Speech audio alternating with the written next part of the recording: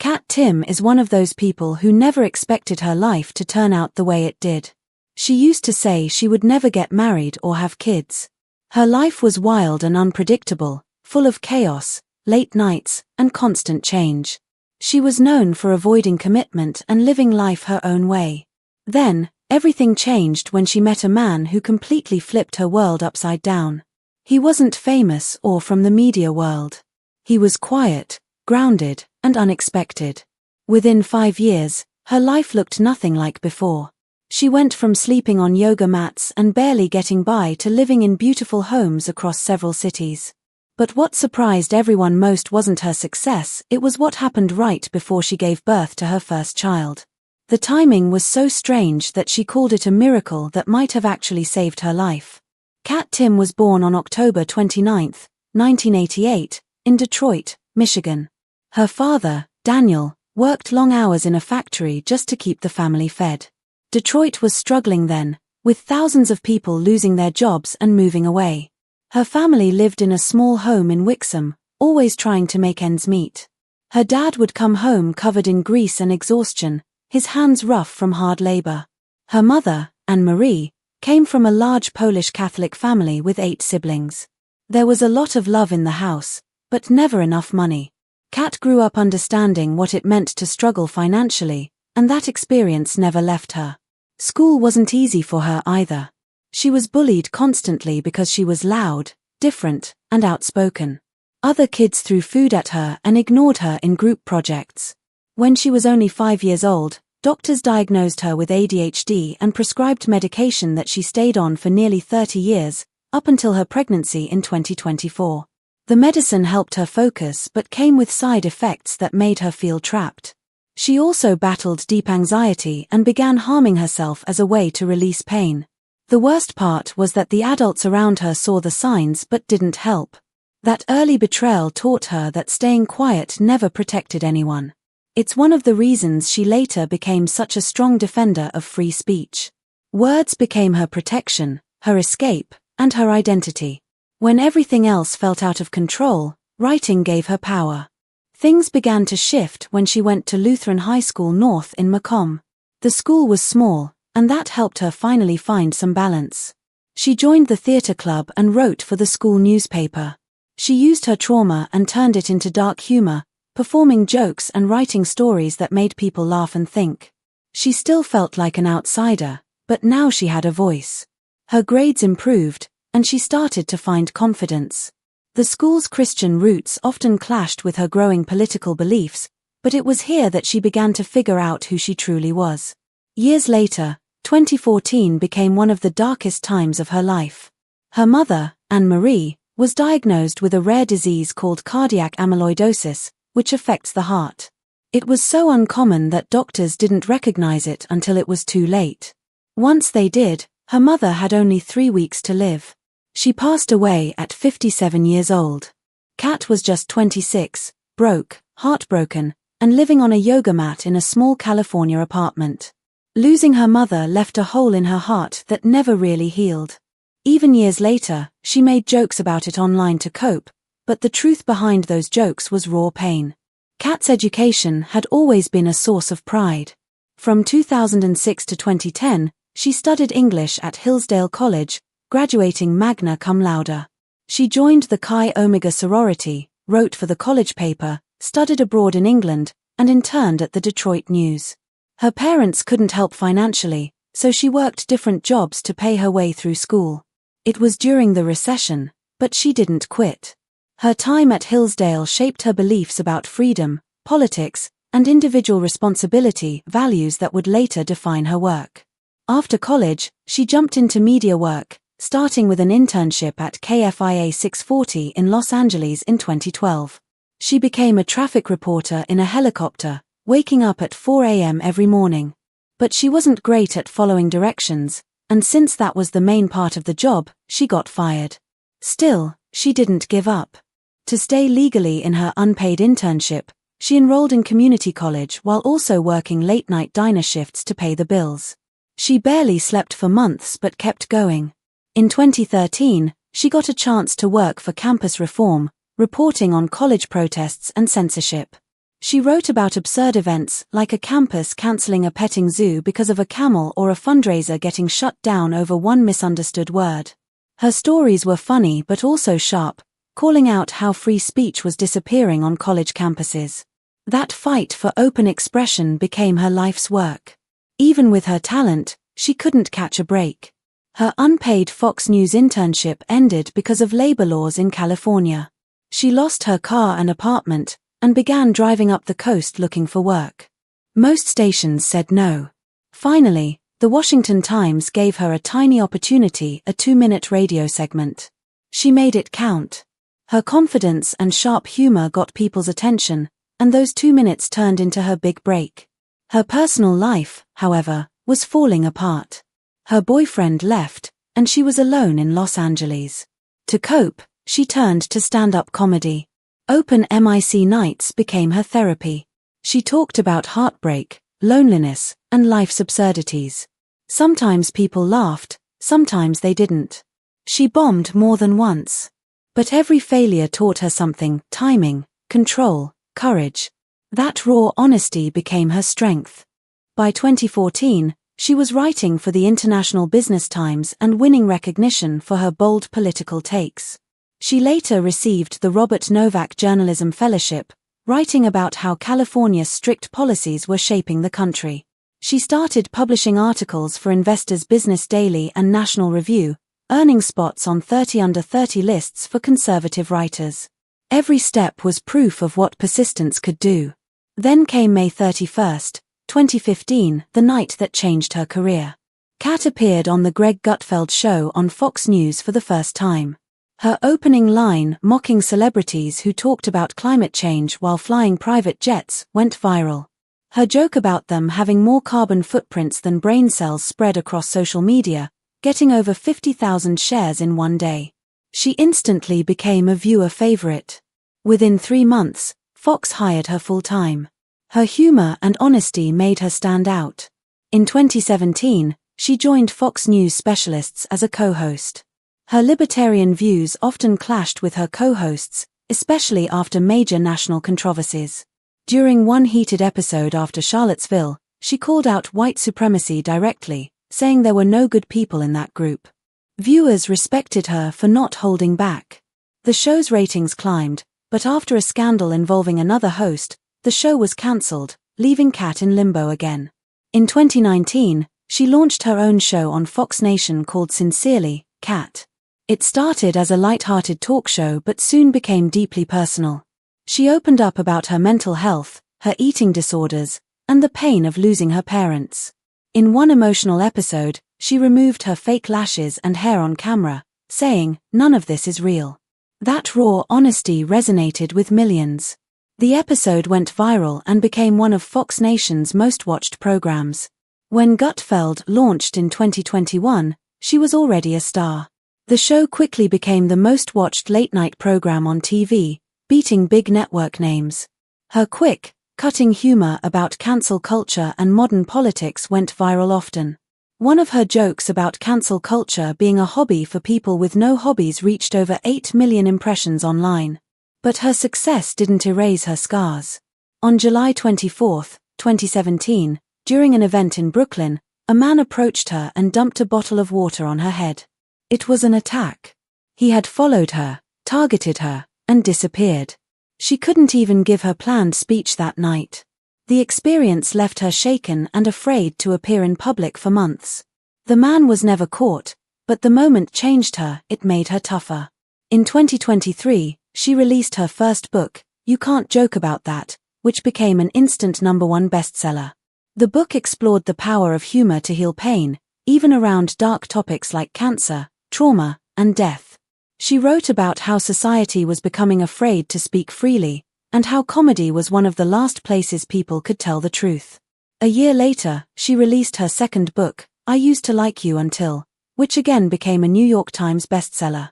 The book shocked readers when she revealed she had once been in a relationship with a woman. She wrote openly about how that relationship ended because of the woman's mother, who couldn't accept her daughter dating someone from Fox News. Kat said she didn't want to be labeled heterosexual or any label at all, sparking debate across political lines. When she discussed it on Joe Rogan's podcast, the episode exploded online, reaching millions of views. Kat has never shied away from controversy. Her early writing for National Review and campus reform already made waves. She criticized universities for promoting victimhood instead of resilience and called out politicians she saw as hypocritical. Every time people tried to silence her, she only grew bolder. Even after facing public backlash for jokes, like when she once made a sarcastic comment about Star Wars fans that led to hate messages and threats, she refused to apologize. She said humor was supposed to be uncomfortable and that free speech mattered more than popularity. Behind all the jokes and the confidence, Kat has always been honest about her struggles. She's spoken about her battles with anxiety, depression, and ADHD. She's said she sometimes hated herself more than any of her critics could. But through it all, she used humor as a lifeline, turning pain into laughter and fear into strength. Today, Kat Timpf is more than just a comedian or TV host. She's a voice for people who feel misunderstood, silenced, or scared to speak their minds. Her journey, from a bullied girl in Detroit to one of the most recognized women in late-night television, isn't about fame. It's about survival, honesty, and finding power in laughter. Her story proves that even in chaos, you can build a life worth laughing about. By 2024, Kat Timpf was living a life that looked nothing like the one she once imagined. Her second book came out while she was pregnant, and she said it was the best thing she had ever written. The woman who once swore she'd never slow down was now doing interviews with a baby on the way and a story that seemed almost unreal. She had been fired from radio jobs for refusing to censor herself, but instead of backing off, it made her even more determined to speak freely. Free speech wasn't just a belief for her, it was personal, and every attempt to silence her only pushed her further forward. By 2023, her career on Gutfeld shifted completely. She went from being a regular panelist to becoming a segment producer. She wasn't just showing up to talk anymore, she was helping create the show itself. One of her most unexpected segments was about her own egg freezing experience. It was raw, funny, and deeply personal. Turning something so private into comedy took guts, but that's what she did best. The internet went crazy for it, with over 2 million interactions online. Her honesty made people feel like she was one of them, even while her career and income skyrocketed. By the end of that year, she was earning more than $1 million annually. Then came her long interview with Joe Rogan in September 2024. For almost 3 hours, she spoke openly about everything: politics, media, and her personal boundaries. She told him that many MAGA supporters demanded full loyalty to Trump and said she could make $500,000 more a year if she pretended to agree with them. But she refused. She wasn't going to trade her voice for approval. The amount of hate mail she got after that interview was shocking. Some of it was so disturbing that her team had to screen her messages for threats.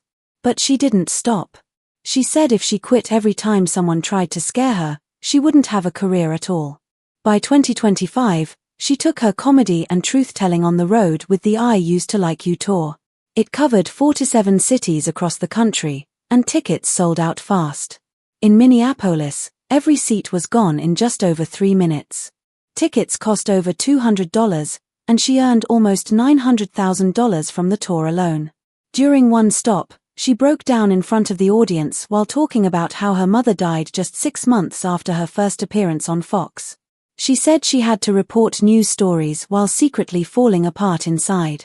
For those who bought VIP passes, she gave something extra: 30 minutes of open conversation where she spoke directly, honestly, and sometimes tearfully. But her story wasn't just about fame or money. It started years earlier, back in 2015, when she wrote for The Federalist. She became known for investigating censorship on college campuses. One of her first viral articles was about a university in Pennsylvania that banned Christmas decorations, and it was shared over 2 million times. Over that year, she documented more than 70 cases of free speech violations on campuses and found that nearly 90% of them targeted conservatives. Her reports caught national attention, and one of them even led to a feature on The Daily Show. She made more than $100,000 that year, but what she really gained was a reputation for never backing down from the truth. Then in 2025, just hours before giving birth to her first child, her life took another dramatic turn. Doctors discovered she had stage 0 breast cancer. The news came only 15 hours before labor began. It was terrifying, but she called it a miracle because her pregnancy had led to tests that revealed the cancer early. She said, "My little dude might have saved my life." After giving birth, she went through a double mastectomy that March at Memorial Sloan Kettering Hospital. She shared her recovery openly online, posting a hospital photo with the word censored written across her feet. Nearly 1 million people liked it. A few months later, she returned to Gutfeld, looking straight into the camera and saying with a laugh, "I'm boob-free and cancer-free." That moment became one of the show's most watched episodes, drawing more than 3 million viewers. For most of her life, Kat had said she wasn't made for traditional things. Marriage, monogamy, kids, she wanted nothing to do with any of it. She liked her freedom, her independence, and a bit of chaos. But everything changed in 2019 when she met a man named Cameron Friscia through a dating app. At first glance, he was the exact opposite of her type: neat haircut, finance background, military past. He looked like someone who went to prep school and never got into trouble, which made her think their match was a mistake. But there was something about him that felt different. On their first date, he didn't brag about money or talk about fancy restaurants. Instead, he told her about his time in Afghanistan. He had served in the 101st Airborne Division near the border with Pakistan in 2012, one of the last American units still in combat before the US withdrawal. He talked calmly about firefights, Taliban ambushes, and the fear of IEDs. She said later that listening to him felt like hearing someone from another planet. He had seen things she could barely imagine, and yet he carried himself with quiet strength. The more she learned about him, the more surprised she became. He wasn't just another Wall Street guy. He had graduated from West Point in 2009 and played lacrosse at the elite Choate Rosemary Hall before that. At West Point, he helped rebuild the Army lacrosse team during one of its toughest years. His life sounded like a movie script: athlete, soldier, hero, and she couldn't help but laugh at how different he was from anyone she'd ever dated. But what truly stood out was how much he respected her. Most men had tried to argue with her or tone her down. Cameron didn't. He listened, supported her opinions, and told her to never stop speaking her mind. When the pandemic hit in 2020, they had been dating for just a year. Lockdowns forced them to move in together, something she never thought she'd do. She had always said she'd never live with anyone before marriage, but being stuck indoors with him changed everything. They found peace in routine: quiet mornings, shared meals, long talks at night. For the first time, she didn't feel like she had to fight for space. Their connection deepened until one day, he proposed. In August 2020, she showed off her engagement ring on the Greg Gutfeld show with her usual mix of humor and disbelief. She said later that she panicked when he proposed because she had spent years saying she didn't believe in forever.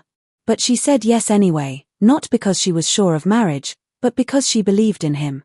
On May 1, 2021, they got married in a way that only Kat could: completely unconventional. Instead of the usual wedding march, she walked down the aisle to Adam Sandler's "I Want to Grow Old with You." The ceremony was officiated by Lisa Kennedy Montgomery, and a neon sign at the reception read "Till Death." Even her vows were unique: she promised to stay herself, never tone down her personality, and never stop joking. On Instagram, she captioned her wedding post, "Hell froze over." After the wedding, something unexpected happened. She didn't feel trapped like she thought she would. Instead, she felt free. She said marriage gave her more freedom than she'd ever had because she no longer felt like she had to prove anything to anyone. That sense of freedom slowly opened her up to something she'd never considered: motherhood. For years, she had said kids weren't for her. But being with Cameron made her rethink everything. In February 2025, she gave birth to their first child, and just hours before that, she learned about her cancer diagnosis. What could have been the worst day of her life turned out to be the one that saved her. Her son's arrival brought both joy and the discovery that let her begin treatment early. In her own words, she said, "He didn't just give me motherhood, he gave me time." After surgery, she recovered with her usual humor, joking about her scars and posting a photo of the cake her co-hosts sent that read, "Boob-free is the new beautiful." Her husband stayed mostly out of the spotlight. Cameron rarely gives interviews and doesn't appear on Fox. His only major public appearance was a radio segment in 2021, where he discussed the Kabul airport bombing from a soldier's perspective. He spoke about tactical errors and leadership failures with the precision of someone who still thought like a commander. Despite his serious past, at home he was different. He was the one who cooked dinner, even though his financial career at Cotu Management earned him millions each year. Together, they built a life that blended humor, love, and unexpected calm. They have a cat named Cheen and a dog named Carl. Between their homes in Manhattan, the Hamptons, Los Angeles, and Miami, they live a lifestyle that feels worlds away from the days when she slept on a yoga mat in a tiny apartment. For fun, she rents luxury cars, Lamborghinis, Ferraris, and spends small fortunes just to laugh at how far she's come. In her 2024 book, she revealed a short relationship with a woman, which ended not because of controversy but because of the woman's feminist mother, who couldn't accept her daughter dating a Fox News personality. It was one more example of how her life never fit into neat boxes. Conservative but rebellious, outspoken but vulnerable, strong yet open about her fears, Kat Timpf became all of it at once. She used to say she'd never get married, never have kids, never live a conventional life. Now, she's a wife, a mother, a best-selling author, and a cancer survivor who laughs at everything life throws at her. From surviving bullying and poverty to becoming one of the most recognized women in late-night television, her story proves that people can change without losing who they are. She may have built her career on defying expectations, but her greatest twist came when she embraced the very things she thought she'd never want. And through it all, she never stopped being herself, sharp, funny, fearless, and real.